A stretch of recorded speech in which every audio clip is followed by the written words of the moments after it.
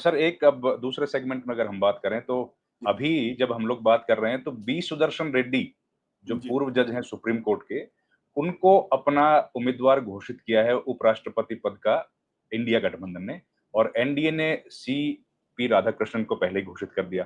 तो ये किस तरह की लड़ाई आप देख रहे हैं? वैसे तो मेजॉरिटी तो है ही एनडीए की, लेकिन फिर भी एक सांकेतिक लड़ाई, एक मजबूत लड़ाई आप देख रहे हैं इसके पीछे की पॉलिटिक्स और देखिए शिवराज जी, रविंद्र जी, लोकतांत्रिक दबाव क्या होता है, इसका असर जो मौजूदा सरकार है उसने जिस तरीके से उपराष्ट्रपति पद के उम्मीदवार का चयन किया है उस पर साफ दिखाई पड़ रहा है। एक समय था जब उन्हें लोकतांत्रिक दबावों की कोई चिंता नहीं थी, तब वो धनखड़ साहब को ले आए। मतलब मुझे लगता है कि अब ये मैं धनखड़ साहब की क्या बोलूं, मुझे बोलना नहीं चाहिए, लेकिन मुझे लगता है कि ये सब बातें कही जानी चाहिए। Most unsuitable person to occupy that seat वो धनखड़ साहब थे, मेरी राय है। इसका मतलब ये नहीं कि मैं उनका अपमान कर रहा हूं, बट जिस तरीके से बंगाल के गवर्नर के तौर पर उन्होंने बर्ताव किया था, व्यवहार किया था, उन्होंने भारत के संविधान को, भारत की लोकतांत्रिक व्यवस्था को बहुत कमजोर कर दिया था। जिस भाषा का वो इस्तेमाल कर रहे थे, और उसके लिए उनको पुरस्कार दिया गया। जिस आदमी को पुरस्कार नहीं मिलना चाहिए था उसको प्रमोशन मिल गया और उनको देश का उपराष्ट्रपति बना दिया गया। और उपराष्ट्रपति बनने के बाद भी जिस तरीके से उन्होंने संवैधानिक संस्था के दूसरे सबसे बड़े पद पर रहने के बावजूद जिस तरीके की बयानबाजियां की संसद के अंदर, राज्यसभा के अंदर, जिस तरीके से उन्होंने काम किया, उससे भारत का लोकतंत्र बहुत कमजोर हुआ, बहुत कमजोर हुआ। बिल्कुल। लेकिन विपक्ष उनके खिलाफ महाभियोग लेकर आया और अंत में उनको अनसेरिमोनियसली अपना पद छोड़ना पड़ा, या इस्तीफा देना पड़ा, या इस्तीफा दिलवाया गया उनसे।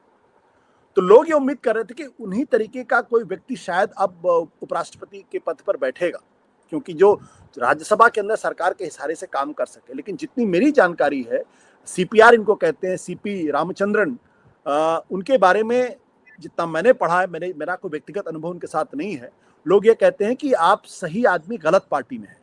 जो अटल बिहारी वाजपेयी के बारे में कहा जाता था उनके बारे में, वो तमिलनाडु के एक बहुत ही सज्जन और बहुत ही पुरानी परंपरा वाले राजनेता के तौर पर है। तो ये चुनाव क्यों करना पड़ा?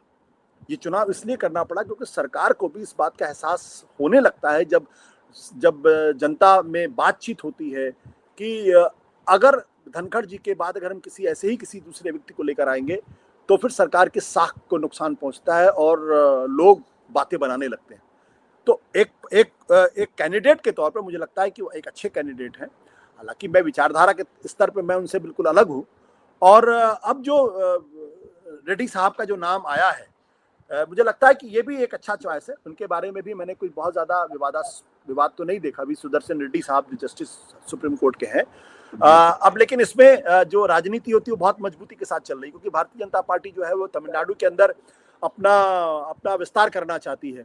और वो ये भी चाहती है कि जब वो तमिलनाडु से कोई कैंडिडेट लेकर आएंगे तो डीएमके के सामने एक धर्म संकट हो जाएगा कि वो अब एनडीए के कैंडिडेट को समर्थन दे या समर्थन ना दे। तो नहले पे दहला मारने के लिए अब ये आंध्र प्रदेश से कैंडिडेट लेकर आए हैं, ताकि टीडीपी के सामने अब ये धर्म संकट पैदा हो जाए कि वो अपने राज्य के किसी व्यक्ति को उसको समर्थन दे, समर्थन ना दे। तो ये राजनीति है और मुझे लगता है ये राजनीति ठीक है। इस तरीके की राजनीति होते रहने चाहिए। अच्छा हो कि रामचंद्रन जी को जो है वो डीएमके सपोर्ट कर दे और रेड्डी साहब को टीडीपी सपोर्ट कर दे, तो मामला बराबर हो जाता है, इवन हो जाता है। हालांकि मुझे ऐसा लगता नहीं है, बट दोनों तरफ से कोशिश यही हो रही है कि एक दूसरे की दीवार में सेंध लगाई जाए, वहां दरार पैदा किया जाए। हाँ, आमतौर पर ऐसा आपने जो बात कही ऐसा होता है कि अगर उस स्टेट का व्यक्ति है तो सब पॉलिटिकल पार्टीज उनको सपोर्ट कर देती हैं। लेकिन यहाँ क्या स्थिति होगी देखना होगा, क्योंकि प्रतिभा पाटिल के टाइम पे भी बाला साहब ठाकरे ने सपोर्ट कर दिया था उनको विरोध में होने के बाद भी। अभी क्या बिल्कुल। स्थिति होगी? तो लेकिन ये कॉन्टेस्ट जो होगा वो तो कीनली ऑब्जर्व्ड होगा। अपनी तरफ से सारी हालांकि हार जीत तय है, लेकिन तो भी एक बड़ा जो इलेक्शन की जरूरत थी, पॉलिटिकल पार्टीज को अपनी बात रखने की जरूरत थी, पिछले व्यक्ति के ऊपर भी चर्चा करने का मौका मिलेगा। उस लिहाज से मेरे ख्याल से अच्छा रहेगा सर, लोगों को जानकारी मिलेगी। बिल्कुल बिल्कुल बिल्कुल। देखिए, कश्मकश तो होनी चाहिए लोकतंत्र के अंदर। हुँ, चुनाव तो होना चाहिए। जो अनअपोज्ड वाली प्रथा है ना, ये तानाशाही पैदा करती है। हमको मालूम है कि मैं चुनाव हार जाऊंगा, लेकिन क्या मैं इसलिए चुनाव नहीं लड़ूं क्योंकि मैं हार जाऊंगा? तब तो लोकतंत्र का कोई मतलब ही नहीं है। फिर तो सत्ता बिल्कुल पक्ष के सही। सामने लोकतंत्र या विपक्ष का कोई मतलब नहीं है। लेकिन एक अच्छी बात यह है कि दो अच्छे कैंडिडेट्स उपराष्ट्रपति के पद के लिए हैं, और उपराष्ट्रपति पद का जो उम्मीदवार होना चाहिए वो गरिमामय होना चाहिए, मर्यादित होना चाहिए, उसका आचरण बहुत मर्यादित होना चाहिए, क्योंकि लोग उनसे ये उम्मीद करते हैं कि आप संविधान के दूसरे सबसे प्रमुख पद पर हैं, तो आपसे खास तरीके के आचरण की उम्मीद की जाती है। एक आचरण जो राजनीति से परे हो, जो सबको साथ लेकर चले, अगर देश में कभी संकट आए तो लोगों को विश्वास हो कि ये शख्स है जो हम सबको एकजुट कर सकता है, बांध सकता है, ले सकता है। और ये आज के जमाने में इसलिए ज्यादा जरूरी हो गया क्योंकि हमारी पूरी पॉलिटिक्स बहुत विभाजित हो गई है, बहुत ज्यादा कटुता आ गई एक दूसरे को लेकर।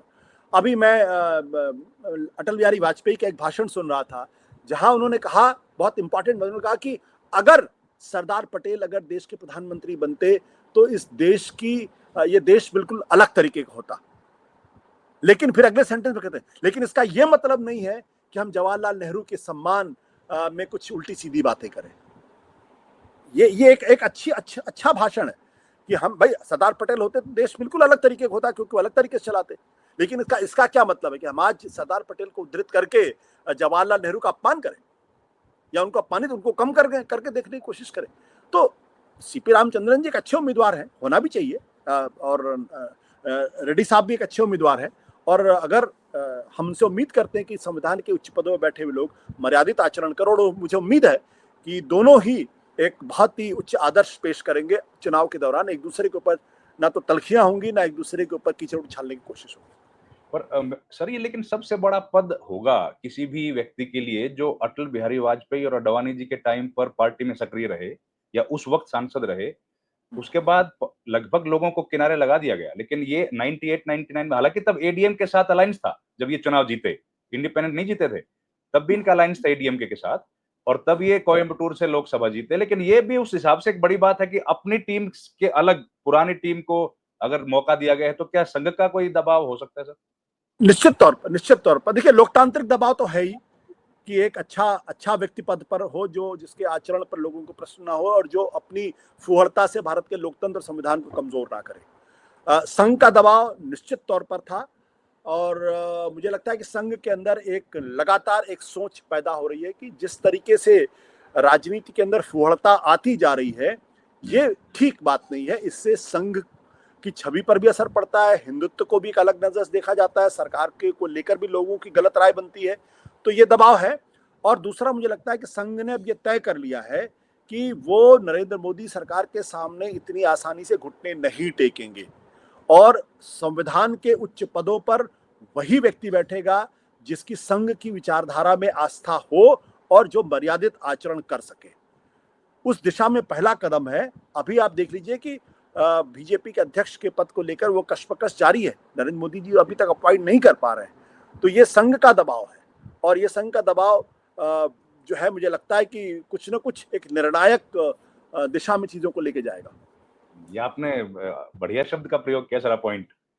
बीजेपी वाले तो कहते इलेक्ट होता है हमारे यहाँ।